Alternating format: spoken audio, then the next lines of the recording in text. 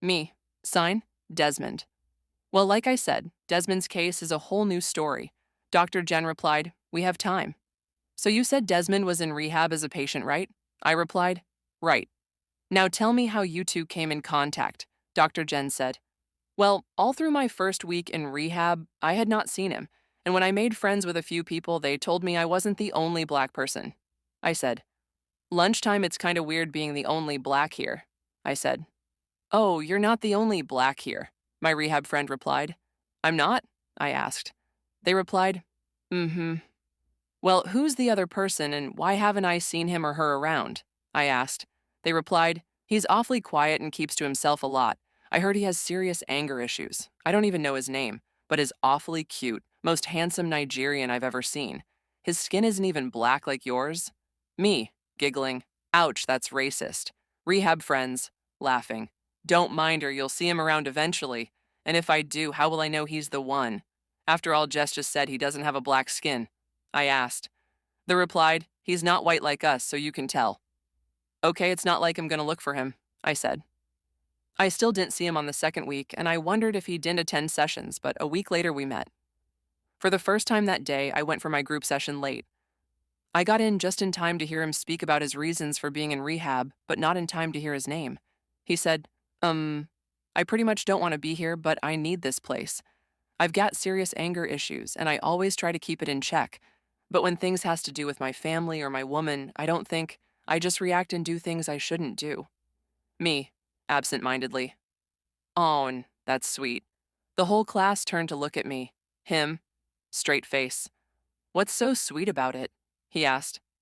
I replied, Then he said, I don't think there's anything sweet about beating a female teacher almost to a coma because she made your brother cry, or stabbing a guy at the bar for commenting on your girlfriend, or catching your girl in bed with another man. At that point, he kicked a chair, and the person on it fell down. I fell to the floor. Calm down. Let's keep it together, the instructor said. I'm done, he said, and he sat down while I picked myself up. I was pretty upset and also felt guilty. He didn't even look my way, so I knew there was no way I was going to get an apology. And one thing I find extremely difficult to do is say, Sorry, but I decided to, since I upset him. The sessions ended, and I thought to myself, This is rehab. Everyone is supposed to be your friend here. It won't kill me to say sorry anyway. Just then I saw him heading towards the exit. Me, rushing. Hey. He stopped and stood looking at me blankly, but I felt I could see something strange and unexplainable in his beautiful brown eyes. Wow, you're tall. I just want to say I'm sorry for today. I guess I should have kept my thoughts to myself. I'm sorry, I said. I expected an apology too, but I didn't get it. All I got was the go away look. Well, seems like we're the only Nigerians here. I'm Kate, I said. He looked at my extended hand and walked out on me in the most embarrassing way ever. I just stood there feeling more embarrassed than ever. I stylishly withdrew my outstretched hand and dusted my clothes. I turned to look at him. Go. This is why I don't apologize, I said. I walked to the cafeteria only to find him in my spot, but I avoided him totally. One thing about me is if I don't feel accepted, I won't stress. I'll just keep away. Even though I wasn't looking at him at all, I felt like I was being watched. I quickly scanned the cafeteria, and when I couldn't find my friends, I decided to leave and return to my room. I was already heading for the exit when... Me. Sniff, is that frozen yogurt? Mama Joe, is that frozen yogurt? She replied, It sure is, sweetie. You want some? I replied, I sure do. As many scoops as I'm entitled to, please. Only 2, dear. She said, Only 2? Oh, come on, that's too little, I said. She replied, Well, you're just going to have to manage it. Tell you what, if there's any left over, I'll have Charlie bring it up to your room. Thanks, Mama Joe, I said. I took my 2 scoops and left for my room. I met the idiots I was looking for at the cafeteria just in front of my room door. You guys, I've been looking for y'all, I said. They replied, That guy is mean ASF. Me, opening the door. I know, right? He just totally embarrassed me. You should get him back, they said. I replied, Nah. Come on, guys. This is rehab, not prison, remember? They, You're right. Hey, is that Froyo? I replied. It sure is. Can I have some? Jess, my rehab friend asked. I replied, nope. The reason why I've got only 2 scoops is so knuckles heads like you can get some too. So back off, baby. Jess, laughing. Okay, okay. There was a knock on the door, and when I went to check who knocked, I saw a bowl of froyo just outside my door. Charlie brought the ice cream already? MJ said I'll get some more when everyone's gotten some. I said. We haven't had ours, Jess said. Me, laughing. Then go get it. 3 hours later. Another knock on the door interrupted my knitting. Who is it? I asked. It's me, Charlie. Oh, hi, Charlie. What's up? I asked. He replied, Mama Jo said I should bring you this. But you already brought it up like 3 hours ago. I said. He replied, no, I didn't. Someone left a bowl of froyo at my doorstep and I thought it was you. I said. He replied, nope. Maybe someone else did. I gotta say I panicked a lil. So you're trying to tell me you didn't leave ice cream here? I asked. He replied, this is the first time I'm coming up today. Ah, Jesus, I took the ice cream. I said, what's the big deal? Maybe someone heard you ask for more and generously donated theirs, Charlie said. Or maybe someone wants to kill me and poisoned the ice cream, I said. Charlie replied, oh, come on, who would want to kill you? This is rehab. I panicked. Panicked big time, Charlie. Well, unless you have enemies here. Ah, that new guy, I said. While I was panicking, Charlie couldn't stop laughing. Me, cutting off. I want you to check my blood, my body, my organs for any form of food poisoning. Nurse replied, food poisoning? But I don't think.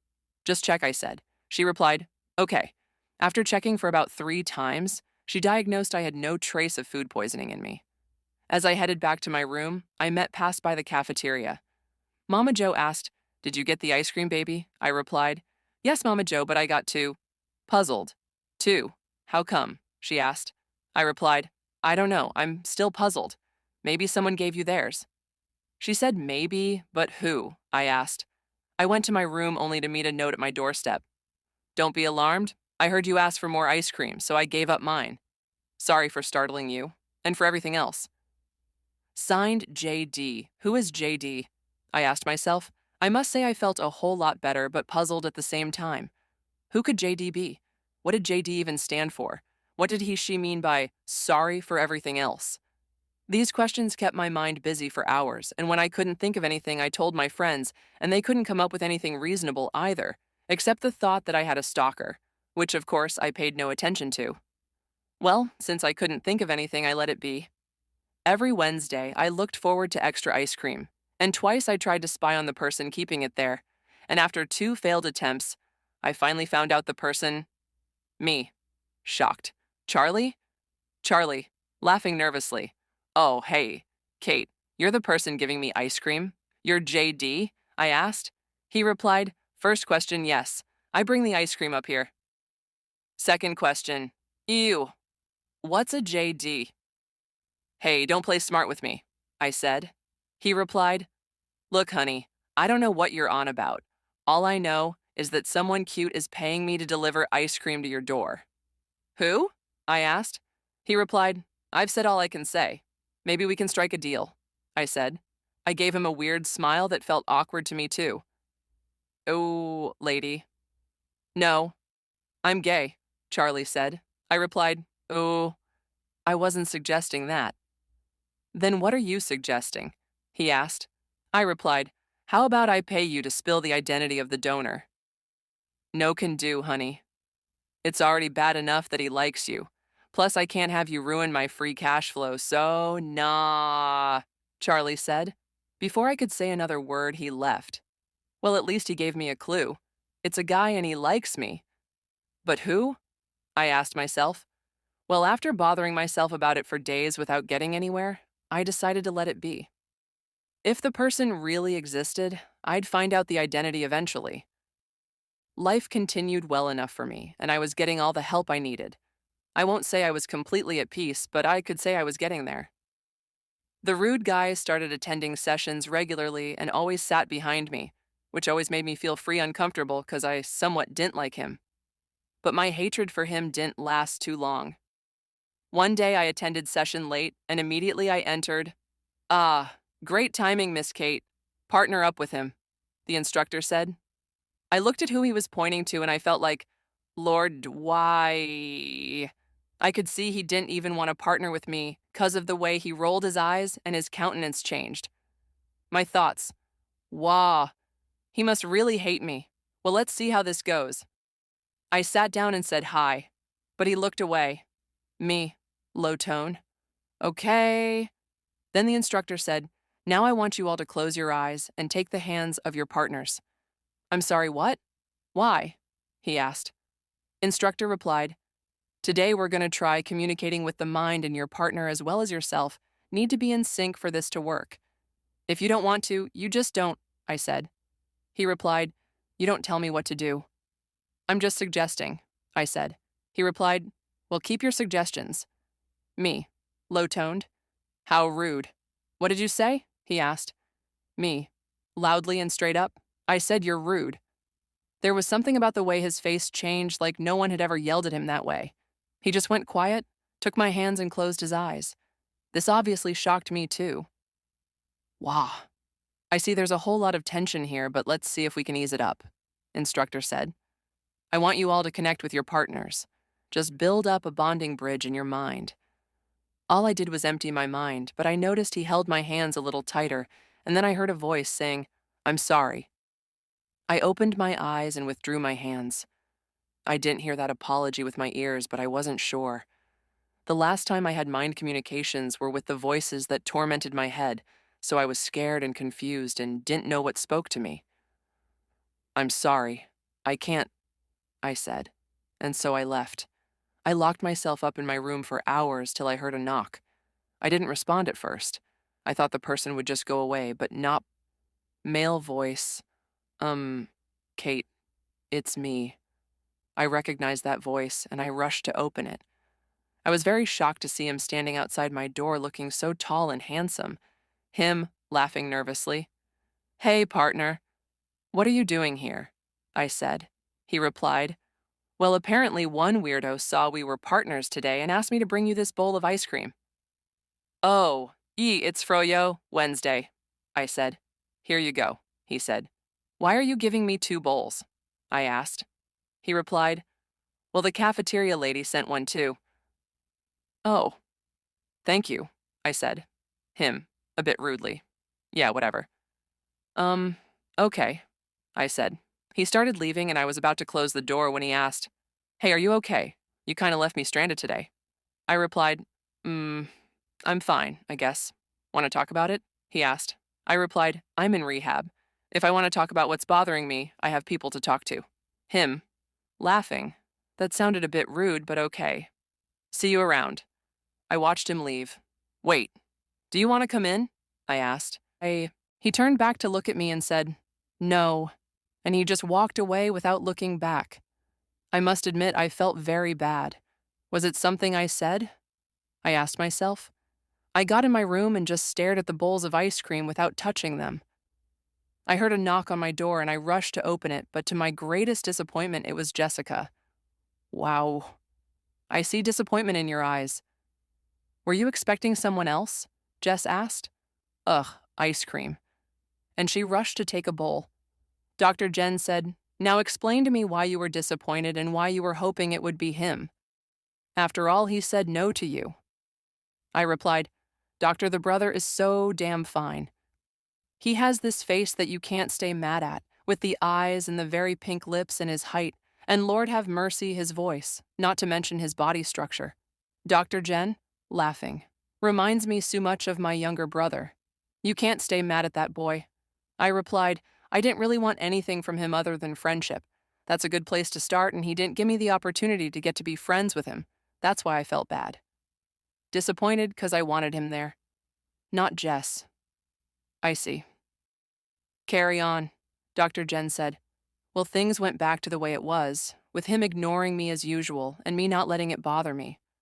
We were never close anyway, but one day all that changed. It was a pretty warm evening, and I decided to take a dip in the pool, so I grabbed my stuff and headed for the pool. On getting there, I met him there alone. He was literally the only one there. I turned around to leave, but stopped when I saw how lost he looked. He just sat there staring so deeply at the water, I doubt he even knew I was there. I was so curious, so I decided to check on him. I sat down next to him and dipped my feet in the water. The water movement brought him back to reality. "Welcome back to planet Earth," I said with a smile. "Are you okay?" He replied, "It's none of your business. You know being here means you should be a little more open-minded, that's if you really want help," I said. He replied, "And if I want help, it definitely isn't from you. Now, are you going to leave me alone, or do I leave for you?" I replied, "Fine." "You miserable jerk. I'm leaving." I stood up to leave, but my wet feet slipped on the tiles and I fell in the water.